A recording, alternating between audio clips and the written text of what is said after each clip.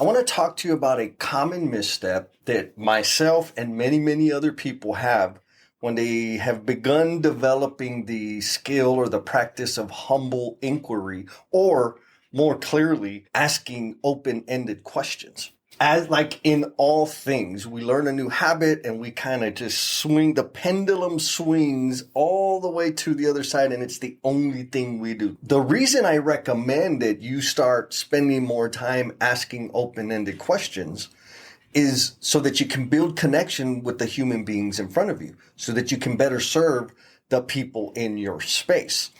Instead of giving them answers and solution shanking them to death, it really is a way to demonstrate interest in the human being and build relationships and have a better understanding of what their thinking is and the things that they care about. Now, if you're like a manager and you have direct reports and you never ask open-ended questions, what you're usually doing is telling people what to do.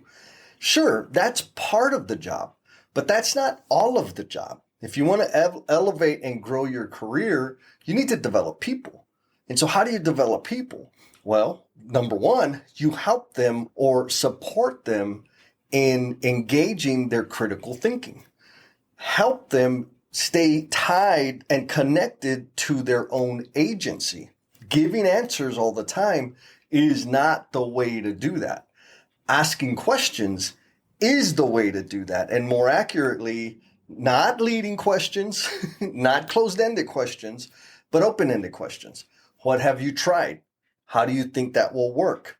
Who else has worked on this? So that gives the individual in front of you a pause to say, oh, well, I haven't tried anything. Okay. How many times have you done this? About 5 times. Okay. What'd you do the last time? See where I'm at? It's like you ask questions to help them realize that you've got the skill set, you've got the capability to overcome the thing. Now, it is a hard skill to build, so it takes practice, it takes intentional focus to ask open-ended questions. And what usually happens is we go all the way on the other side and only ever ask open-ended questions. Now, if you're a manager or a boss, you're going to ruffle some feathers by doing that. And so here's the deal. Yes, open-ended questions are absolutely valuable. They're critical, and they're probably the tool that you don't have in your toolbox. But let's fast forward a little bit. Let's say you've been practicing and building that skill of asking open-ended questions, and now that's all you do. People are getting frustrated with you.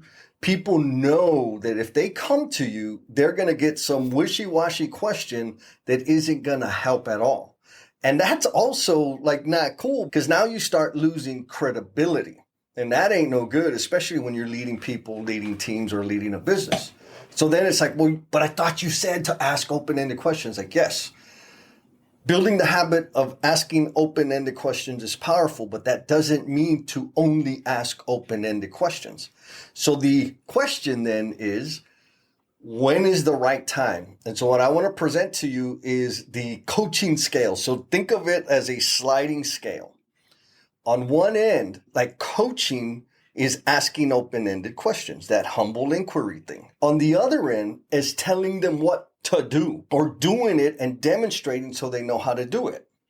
Now that does, like, the doing and the demonstrating doesn't build a whole lot of critical thinking. But if they've never done it before, they need somebody to demonstrate how the hell to do the thing. And if they've done it before, then the open-ended questions can help them recognize that they do have the resources to overcome the task at hand. So then how do we figure out, or how do we gauge, right? One of the important questions is, when they bring you a problem or bring you a situation, the first question you can ask is, have you dealt with this before? How many times have you dealt with this sort of thing? Their response is going to signal to you whether they have high capability, moderate capability, or low capability, no competence, they've never done it before. If they have never done it before, it is your job as the leader, as the authority, to demonstrate how to do the thing. Tell them how to do the thing. Asking them open-ended questions is only going to irritate them, and they will stop bringing problems to you. And that's not okay. You're the leader, right? You're supposed to help solve problems. That's your primary job.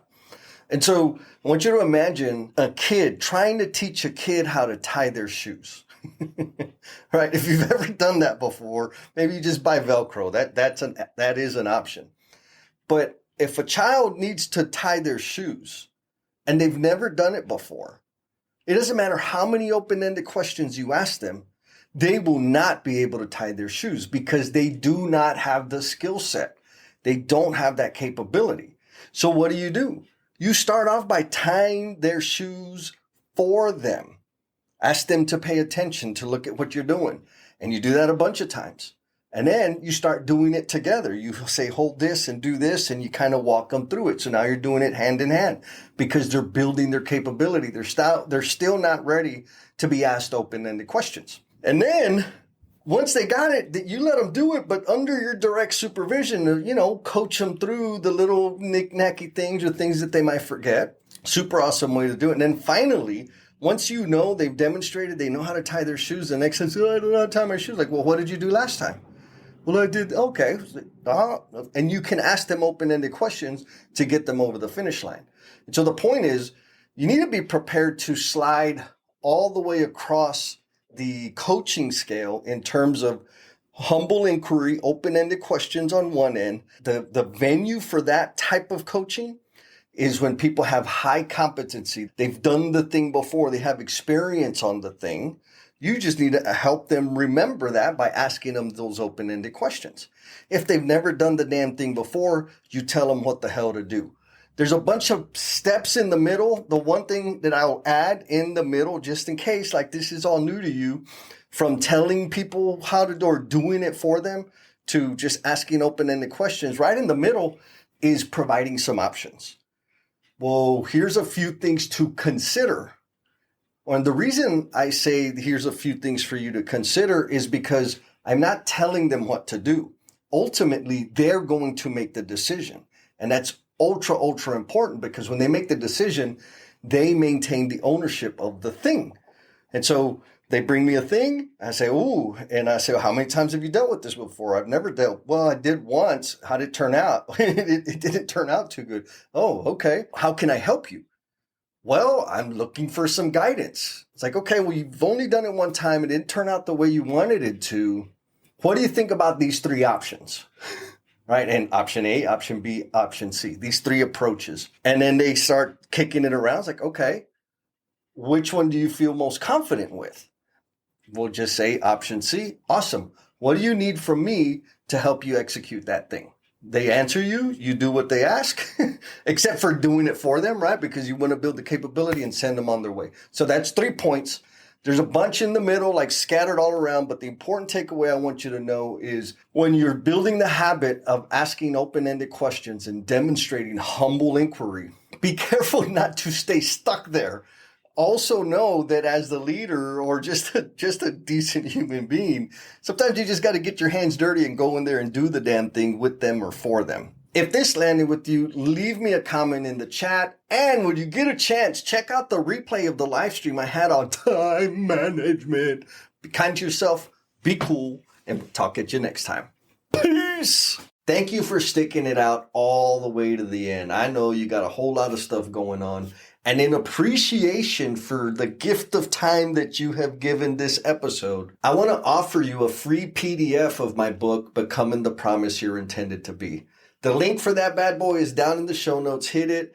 You don't even have to give me your email address. There's a link in there. You just click that button and you can download the PDF. And if you share it with somebody that you know who might feel stuck or be caught up in self-destructive behaviors, that would be the ultimate. You sharing that increases the likelihood that it's going to help one more person.